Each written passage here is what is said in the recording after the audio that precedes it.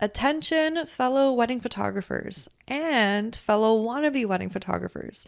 Tell me if this sounds like you. You're scared of missing key moments on wedding days. You feel pressured to create photos that are quote unquote Pinterest perfect and Instagram worthy. You're nervous about all the different lighting scenarios that are out of your control and you're not sure how to handle them. You're confused on how to balance creating beautiful imagery while also capturing authentic moments and emotion. And you're worried about being in people's way too often. If you're like, hells yeah, Sara, you read my mind, then I'm here all excited and bushy-tailed, yes, I had to throw in the squirrel reference, to let you know that I've created something for you that will help you become a confident wedding day storyteller in just 2 weeks. It's an online program that I created just for you called Intuitive Storytelling, and it's officially out and ready for enrollment. I want you to take a moment and imagine for a second what life would be like if you knew how to be at the right place at the right time on wedding days so you can catch those key and in between moments. You got emails back from your clients saying, "You were the best freaking decision we made for our wedding." You also knew how to confidently create strong storytelling photos that people felt emotionally connected to. And you finally felt like an actual fly on the wall, aka people don't stare into your camera all day anymore. Well, it's all possible because I consistently experience these things myself. And now I want to help you make these possibilities become your reality. Are you all bright-eyed and bushy-tailed right now too? Again, had to throw in the squirrel reference, you know me. So listen up. You can get started on learning all my tips and tricks of how I document wedding days as soon as today. You can go to saramonika.com/storytelling for all the deets and instructions on how to grab your copy of the course. You'll have lifetime access and you can go at it at your own pace, along with a private community of other like-minded photographers that are on the same journey as you are. With intuitive storytelling, you'll be able to learn how to confidently storytell like a pro on wedding days in just 2 weeks. So, what are you waiting for? Uplevel your storytelling game this wedding season so that next year you'll be watching your inbox filling up with even more inquiries. Hello, referrals from this year's clients. So again, head over to saramonika.com/storytelling and sign up now. I cannot wait to see you in there. I think if you prioritize in specific moments, kind of in order of what you're looking for, it'll be so much easier for you to create and faster for you to create on the spot than if you're like, but I don't know, what is my favorite thing to document? Is it the lighting? Am I a photographer that wants to prioritize composition? Or is it moments? Like first, just take the time to decide that now and just use your heart, use your intuition to decide that. Again, there's no right or wrong answer. And I mean, the beautiful thing about being a photographer is the constant chase for like the best photos we can create, right? And the best photos have all three: lighting, moments, and composition. But at the end of the day, you have to prioritize and pick in the moment what will be the most important in that moment, not just to you as an artist, but also for creating the best photos and the best experience for your clients as well. When I first started my wedding photography business back in 2011, I made just $5,000 in my business. Now, I bring in multiple six figures per year while working only 30-hour weeks serving my dream couples. I'm here to help you discover that it's so possible to have what you want when you want in your business so that you can create the life you've always dreamed of and deserve. Welcome back to another episode where I'm excited to chat with you all about how to stop being indecisive while shooting. I see so many of you now posting that you're able to start shooting again and you're so excited for wedding season and shooting sessions and all of that. And something that came to mind of remembering where I felt stuck a lot when I was first starting out or even like halfway through my career, it was like, how do I choose sometimes if I want to maybe do two things at once, but the moment's happening so quickly. How do I decide? Do I go there? Do I go there? Or during a session, should I take them to that spot or should I take them to that spot? Should I try that lighting or that lighting? Should I give this prompt or that prompt? Right? There's so many decisions that we're constantly making. And so it's such a valuable skill for us to learn how to be more decisive as photographers. And I'm hoping that this episode helps you realize that it's actually a little bit more easier than you think to be more decisive. So I'm going to get right into it. So in order for you to be more decisive while shooting, there are two things that come in handy. Prioritization and using your intuition to guide you. So let me talk first about prioritization. Prioritization. I don't know why I couldn't say that word. Prioritization. It's kind of rare that I use that word actually, now that I think about it. I mean, when do you ever use that word in a convo with your friends or something, right? All right, so prioritization. So what I want you to know is every strong storytelling photo has three things, okay?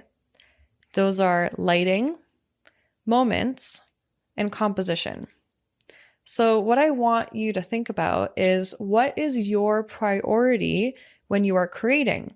Is it the lighting in the image? Is it the moment or the emotion in the image? Or is it the composition? There is no right or wrong answer here because every photographer, every artist, every human is different. So yeah, there's no right or wrong answer. So now I'm just going to quickly share with you how I prioritize. So on wedding days, I always prioritize the moment first. And the way that I do so is, first, I listen more than I observe in a way. So first I listen to the moments that are happening, okay?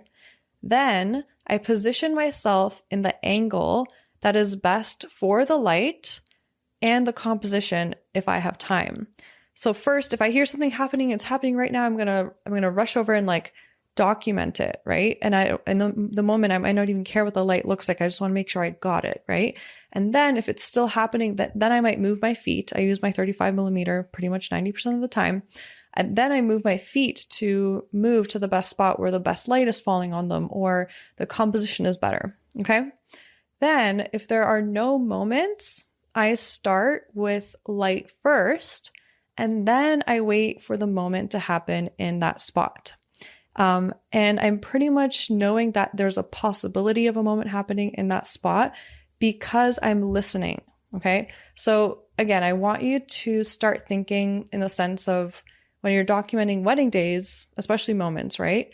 Start listening more than you watch, okay? Because then you're going to be able to anticipate so much more. Okay, so lastly, if there's nothing really going on, sometimes I compose the shot I want first, and then I hope that someone will walk through it and a moment will happen there, or maybe I'll get some kind of cool transition shot. So for example, maybe I know that they're getting ready, like someone is getting ready in a room, and there's like an archway door that's kind of open, and they're walking around in that room getting ready. Maybe I will step outside of that room and get my camera positioned in a way where I have the doorway open and all the lines are clean and not clean and crisp. They're straight, right? My horizontal lines are straight, my vertical lines are straight, and I have it framed in this cool framing shot, right? And then I'm waiting, maybe as the bride is getting ready through the room, she'll like walk through that kind of like archway in the shot, that the way that it looks, and it'll be like a cool storytelling photo that has a really, really cool composition. So sometimes I do it that way, right? So on sessions, I always prioritize, because we can't really prioritize moments technically because we're actually creating them, because it's not just the day naturally unfolding, right? On sessions, I always prioritize their experience. So in a way, it is like moments, but I think I more or less prioritize how they feel, how much fun they're having, because I strongly believe that how they feel during the session is how they will feel connected to the photos. And the more fun they're having, the more connected they feel to each other, the more they will feel connected to the photos. So I always prioritize the experience. Then I look for the lighting spot where I can create that experience. So if we're at a beach, I'm just like, okay, so I want to create an experience for them. All right, so first of all, do I want to shoot backlit or do I want the sun to be directly on them?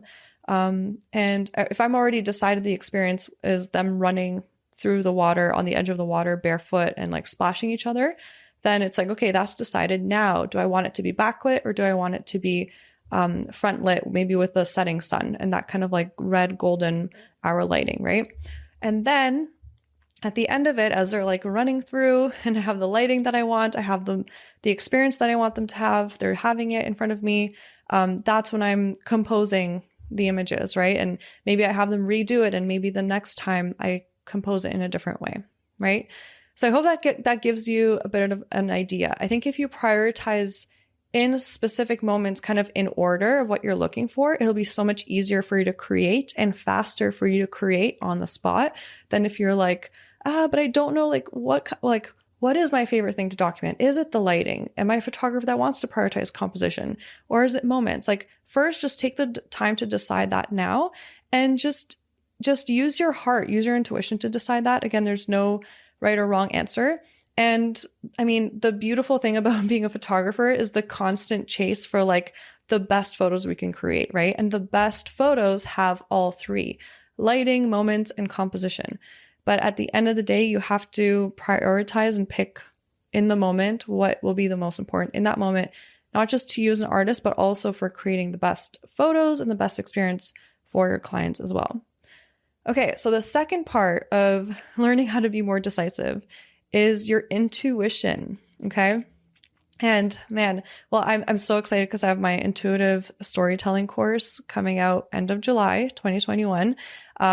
It's going to be freaking epic because you're basically shadowing me virtually on a whole wedding day. And I take you through how I storytell and how I am so decisive and how I trust my decisions throughout the whole day.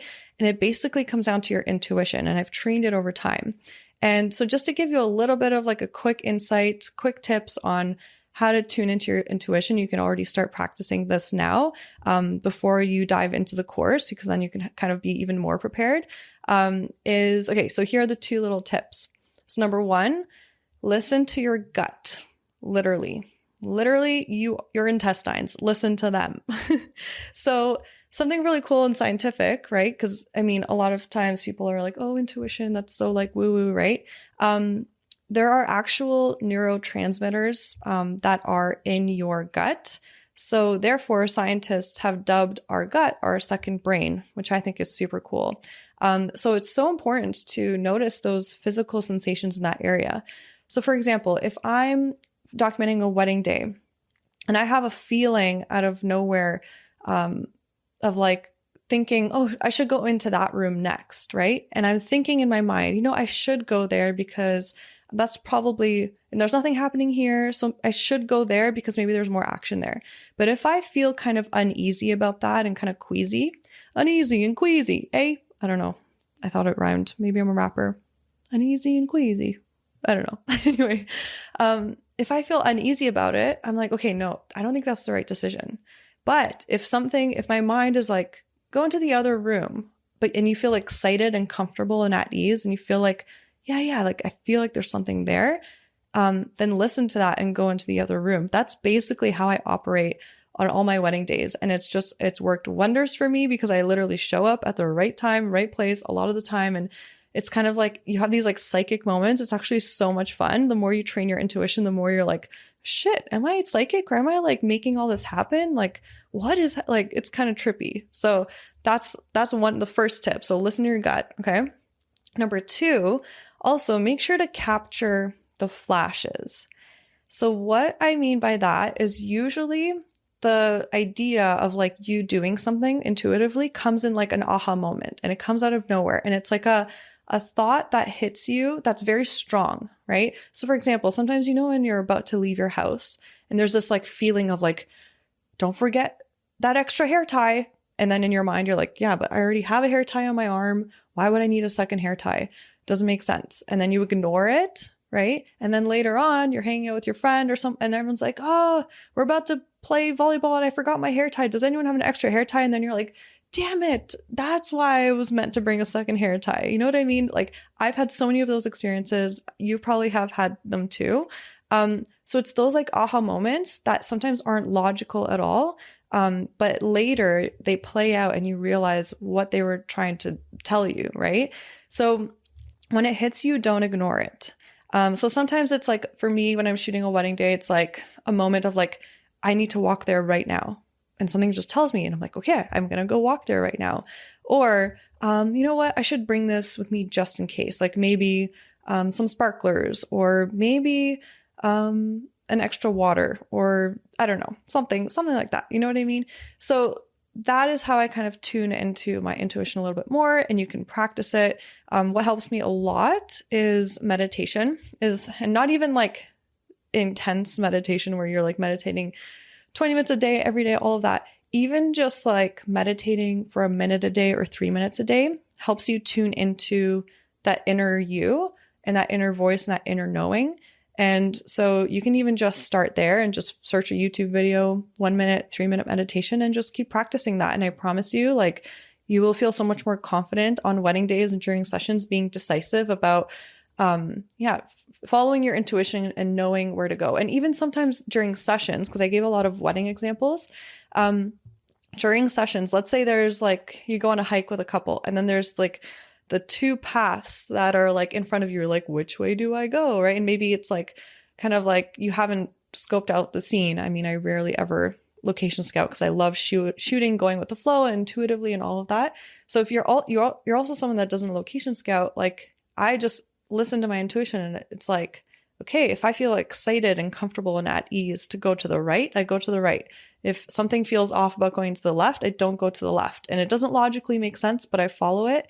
And then it always ends up working out so beautifully. So there you have it. So again, to recap, the two things that'll help you be more decisive while shooting is prioritization and using your intuition. And remember, you need to prioritize. What kind of an artist are you? What's your priority order of the following three, which create very strong photos? Lighting, moments, and composition. So decide that. And I hope that this helps you, up your game this year. And yeah, I can't wait for you to tune into the next episode coming up. It's going to also be a really, really good one. So listen to this. It's an episode where I chat with my actual past wedding clients about what they appreciated about the experience that I created for them and about the photos that I created for them. So you're not going to want to miss this one, because it can give you a ton of ideas and a new perspective on what to, again, prioritize when creating for your clients. Make sure to tune into the Shine and Thrive podcast next week, Monday, when that podcast episode comes out too. All right. Have an amazing rest of your day. Bye. Yay! Thank you so much for hanging out with me and tuning into this episode. If you got value out of it, please feel free to message me on Instagram at Sara Monika Photo. That's Sara no H, Monika with a K, photo, to let me know. I get so freaking energized hearing from others that what I've said has had a positive impact on their lives. Also, make sure to hit subscribe to the Shine and Thrive podcast to never miss an episode. I'm so grateful for you, and I'm sending you all the productive vibes your way so you have the best week ever.